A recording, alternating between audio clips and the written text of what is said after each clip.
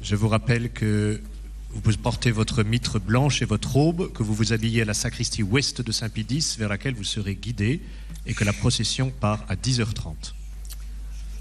L'assemblée plénière qui s'achève nous a permis de porter un regard sur des sujets de société importants et sur des aspects de la mission de notre Église sur lesquels il sera bon de revenir.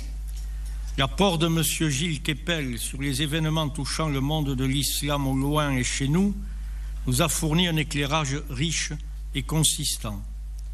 Le Père Thierry Magnin nous a ouvert des perspectives au sujet des technosciences et des questions philosophiques et éthiques liées à leur usage et à leur développement.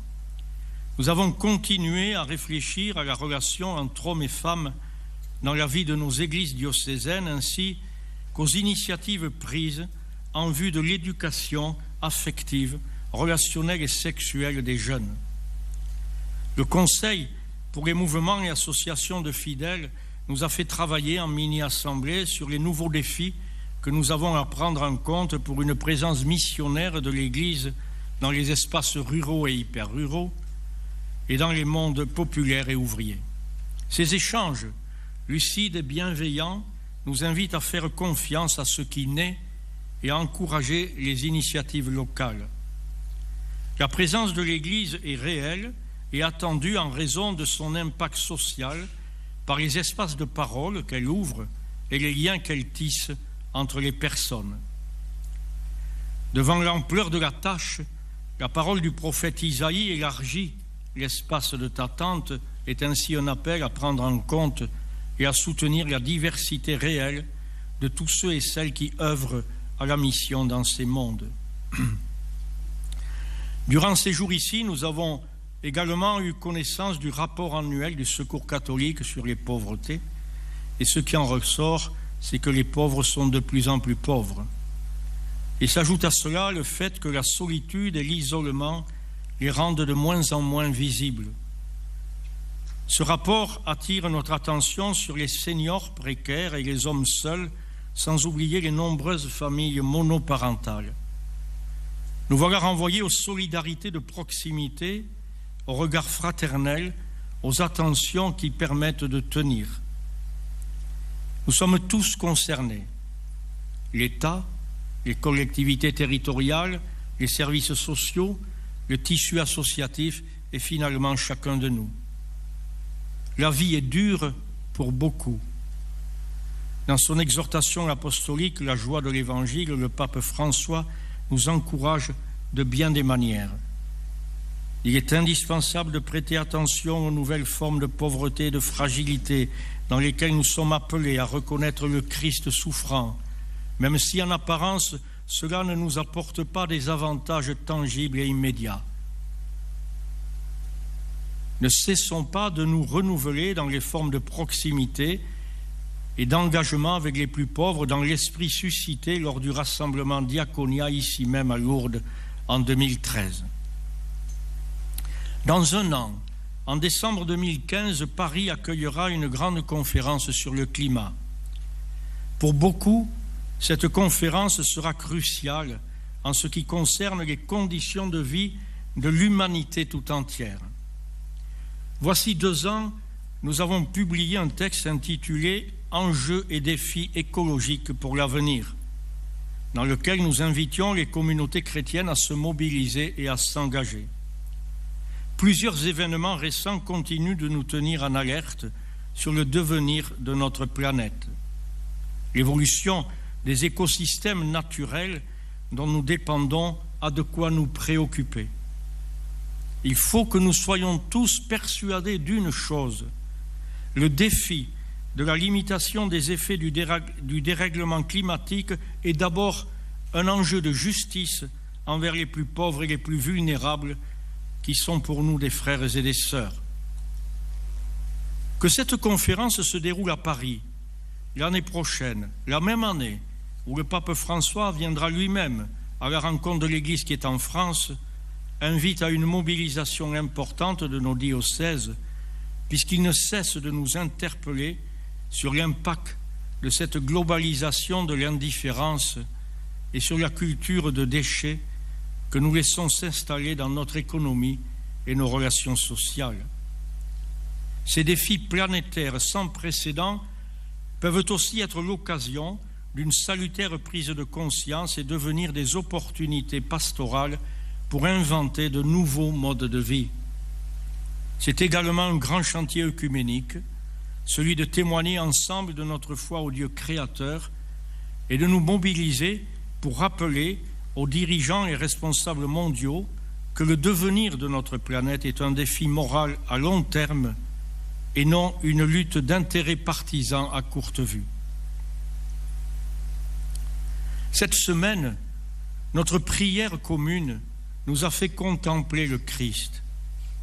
La lecture de la lettre de Saint Paul aux Philippiens nous l'a montré, choisissant le chemin du dépouillement et celui du serviteur jusqu'à la croix pour nous sauver de tout orgueil, de tout péché.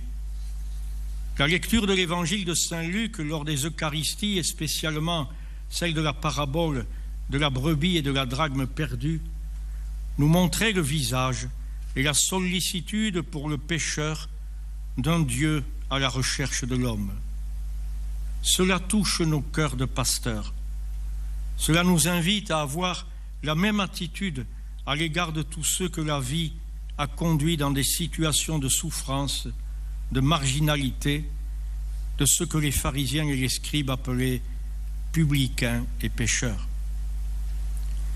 Nous accueillons cette interpellation de la parole de Dieu d'une manière particulière après le récent synode en pensant aux familles.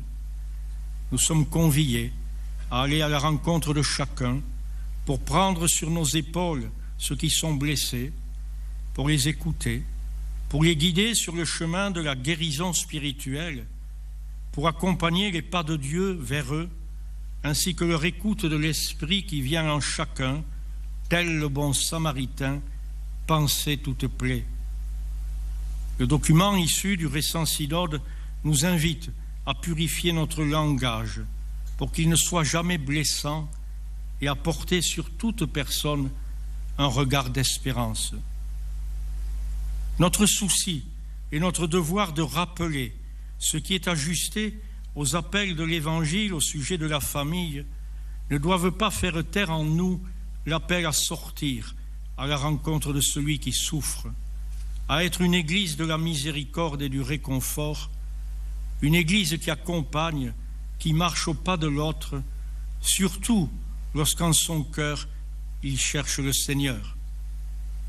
C'est dans nos diocèses que nous poursuivrons ce travail de réflexion, de conversion, d'écoute de ce que nous dit l'Esprit sur la vocation et la mission de la famille dans l'Église et dans le monde, qui constituera le travail du prochain synode où seront présents plusieurs évêques de notre conférence épiscopale. Le pape François nous invite souvent à exercer notre devoir de discernement évangélique pour vivre notre ministère au service de nos églises diocésaines. Ainsi écrivait-il dans La joie de l'Évangile: il n'est pas opportun que le pape remplace les épiscopats locaux dans le discernement de toutes les problématiques qui se présentent sur leur territoire.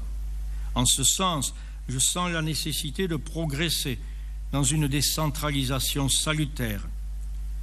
Et il ajoutait plus loin: ce que j'entends offrir va plutôt dans la ligne d'un discernement évangélique. C'est le regard du disciple missionnaire qui est éclairé et affermi par l'Esprit Saint. Fin de citation. Comme vous avez pu le lire dans les comptes rendus du travail du Conseil permanent, nous avons réfléchi à la manière que pourrait prendre pour nous cet appel du Saint-Père. Je m'en suis ouvert aux archevêques lors de notre rencontre début septembre, et nous avons ainsi avancé vers la proposition suivante qui a pour objectif de nous permettre de vivre ensemble cette démarche de discernement évangélique sur notre ministère épiscopal dans ce temps qui est le nôtre.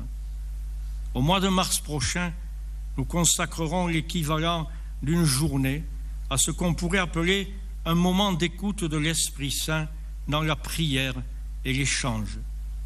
Le père François-Xavier Dumortier, jésuite, recteur de l'université grégorienne, a accepté de nous guider sur ce chemin de prière. Il y a 20 ans, nous vivions la démarche qui a conduit à la lettre aux catholiques de France. 2 décennies plus tard, il s'agit de discerner ensemble à quoi l'Esprit Saint nous appelle, quels signes de son œuvre nous percevons, quel chemin privilégié pour la mission. Le travail de ces jours a peut-être suggéré que nous mettions en pratique cet acte de discernement à propos de notre pastorale familiale. Hier soir, nous avons commencé ce temps de pèlerinage avec les séminaristes de nos diocèses et leurs formateurs. Quelle joie pour eux et pour nous. Nous avons présente à l'esprit l'initiative du Christ qui, après une nuit de prière, appelle ses disciples et les conduit au milieu de la foule qui se presse vers lui de toutes parts.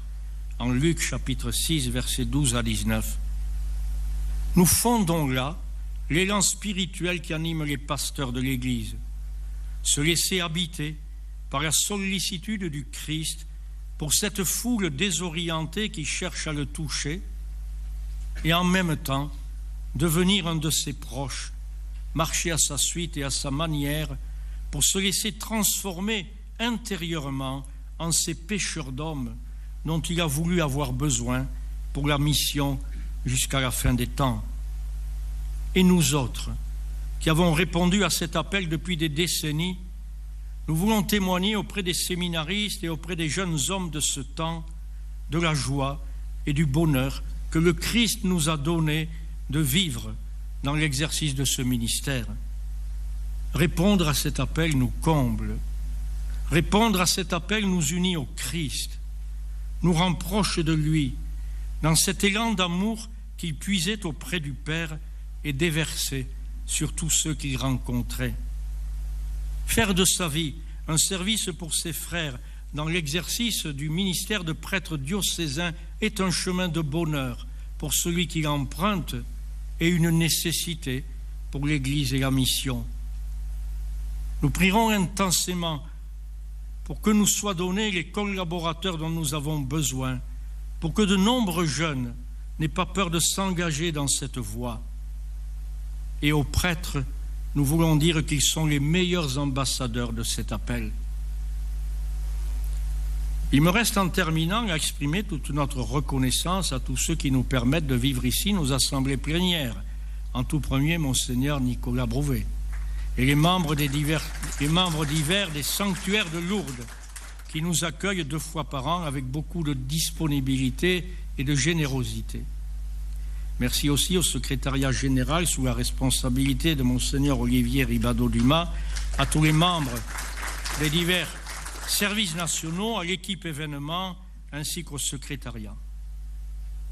En notre nom à tous, je voudrais en outre exprimer notre profonde reconnaissance à Monseigneur Bernard Potvin, dont la mission de porte-parole se terminera fin décembre.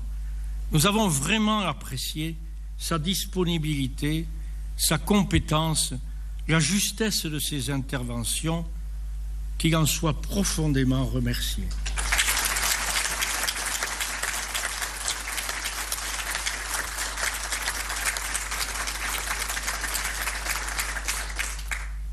Dans un instant, la parole de Dieu nous présentera le Christ chassant les marchands du temple et se révélant comme la véritable présence de Dieu dans l'histoire des hommes. Puissions-nous le révéler à nos contemporains par le témoignage lumineux de la vie des baptisés, par notre engagement en faveur des plus pauvres et par des vies ecclésiales ouvertes et nourries à sa lumière. Je vous remercie de votre attention.